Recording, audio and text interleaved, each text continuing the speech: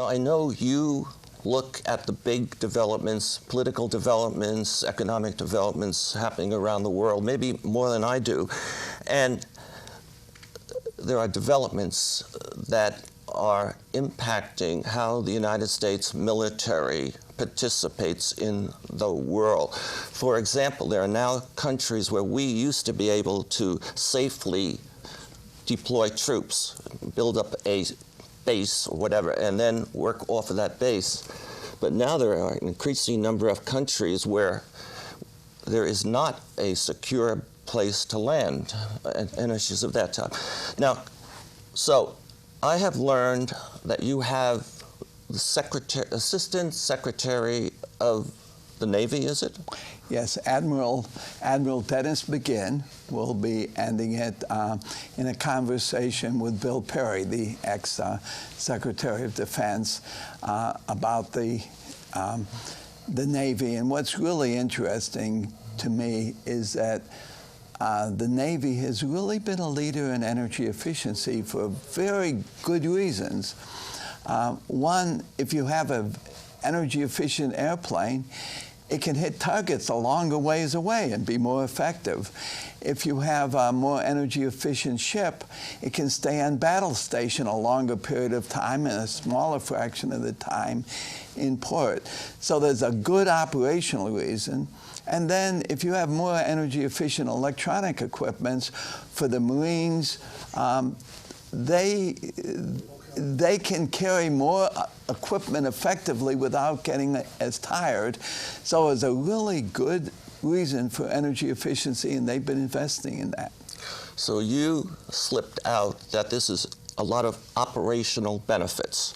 And yes, some of these military folks, I believe, sort out the world in terms of strategy, operation, and tactics. So you're telling us that there's going to be lively, important discussions about how the United States military, among other things, wants to improve the operational capability of the entire United States Navy, and that's part of it. But the other thing that I think is very relevant for Silicon Valley is that Ash Carter, our Secretary of Defense, Ash Carter, has just made it very clear that they would like the military or the Department of Defense to be much more tightly linked to the high-tech companies of Silicon Valley. Last time he was here at Stanford, he, in giving a speech, made that quite clear.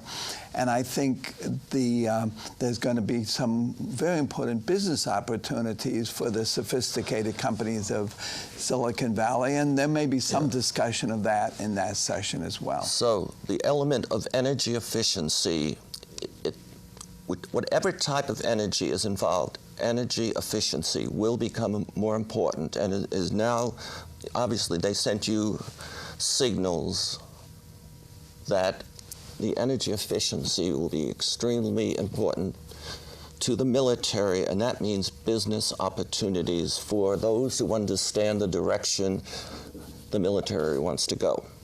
I think that's true, but the idea about energy efficiency in the Navy is not particularly new because it's always been important, but over the last maybe 5 or 10 years, they've really focused a lot of attention on that, as I said, for good reasons, to make themselves a more effective force as well as to save money. Okay, this is June 25th. June 25th, Arriaga Alumni Center, and Stanford University. A website I can go to for more information? Yes, it's SVES for Silicon Valley Energy Summit .stanford.edu. Okay. And now I'd like to go to another topic, unless you want to say something else that you feel is important about what you're offering on the No, I think part of what we're trying to do is have in every session take-homes that people in local governments, businesses, as well as research institutes, can take home to their organization and do something. Now, we won't succeed in every session, But that's the concept. It's going to be actions that will be relevant, that can be effective in companies within the energy space, although we're also talking about things in the water space, because if you forget the problems of water right now in California, you may be missing something important.